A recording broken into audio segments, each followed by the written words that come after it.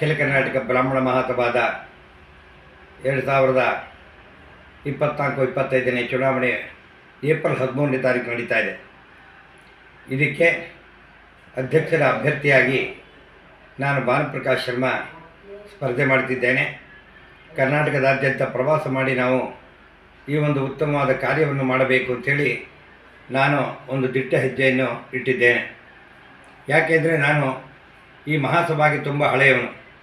ಯಾಕೆಂದರೆ ಶ್ರೀರಂಗಪಟ್ಟಣದಲ್ಲಿ ಬ್ರಾಹ್ಮಣ ಮಹಾಸಭಾದ ಸದಸ್ಯರಾಗಿ, ನಂತರ ಅಲ್ಲಿಂದ ಶ್ರೀರಂಗಪಟ್ಟಣದ ಬ್ರಾಹ್ಮಣ ಅಧ್ಯಕ್ಷರಾಗಿ, ನಂತರ ಮಂಡ್ಯ ಜಿಲ್ಲಾ ಬ್ರಾಹ್ಮಣ ಮಹಾಸಭಾದ ಉಪಾಧ್ಯಕ್ಷರಾಗುವ ಅನೇಕ ಸೇವೆಗಳನ್ನು ಸಲ್ಲಿಸಿ, ನಂತರ ಕೇಂದ್ರದಲ್ಲಿ BNV ಸುಬ್ರಹ್ಮಣ್ಯಂ ಅವರ ಅಧ್ಯಕ್ಷರಿದ್ದರು, ನಂತರ CV ಶಾಸ್ತ್ರಿಗಳಿದ್ದರು, ಮತ್ತು ಇದಾದ ಮೇಲೆ ಇರತಕ್ಕಂಥ KN ವೆಂಕಟನಾರಾಯಣ ಅವರಿದ್ದರು, ಈಗ ಅಶೋಕ್ ಹಾರ್ನಳ್ಳಿಯವರಿದ್ದರು. ಸಂಪೂರ್ಣವಾಗಿ 25 ವರ್ಷಗಳಿಂದ ಉಪಾಧ್ಯಕ್ಷರಾಗಿ ನನ್ನ ಕೈಲಾದಂಥ ಸೇವೆಯನ್ನು ಮಾಡಿದ್ದೇನೆ. ಮತ್ತು ಅನೇಕ ಧಾರ್ಮಿಕ ವಿಕಾಸ ಕೆಲಸಗಳಿಗೆಲ್ಲ ಮುಂಚೂಣಿಯಲ್ಲಿದ್ದು ನಾನು ಸಹಿತ ಅನೇಕ ವಿಧವಾದಂಥ ಸೇವೆಗಳಲ್ಲಿ ತೊಡಗಿದ್ರಿಂದ ಈ ಒಂದು ಅಖಿಲ ಕರ್ನಾಟಕ ಬ್ರಾಹ್ಮಣ ಮಹಾಸಭಾದ ಸೇವೆಯನ್ನು ಮಾಡಬೇಕು ಅನ್ನೋ ದೃಷ್ಟಿಯಿಂದ ನಾನು ಈ ಒಂದು ಅಧ್ಯಕ್ಷ ಸ್ಥಾನಕ್ಕೆ ನಿಂತ್ಕೋತಾ ಇದ್ದೀನಿ. ಸಂಪೂರ್ಣ ತಮ್ಮೆಲ್ಲರ ಬೆಂಬಲ ಬೇಕು.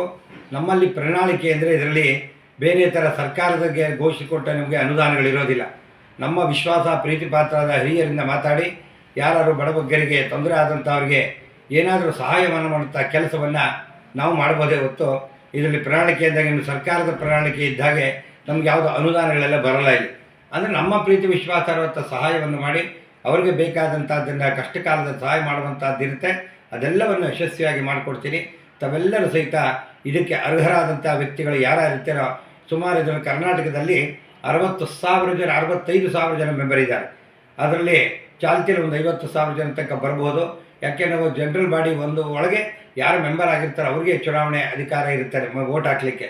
ಅವರೆಲ್ಲರೂ ಸಹಿತ ನಮಗೆ ಸಹಕಾರವನ್ನು ಕೊಟ್ಟು ಏಪ್ರಿಲ್ 13 ಚುನಾವಣೆಯಲ್ಲಿ ತಾವೆಲ್ಲರೂ ಸಹಿತ ನಮಗೆ ಸಹಕಾರವನ್ನು ಕೊಡಬೇಕು ಅಂತೇಳಿ ಈ ಮೂಲಕ ಕೇಳ್ಕೊತಾ ಇದ್ದೀನಿ. ನಮಸ್ಕಾರ.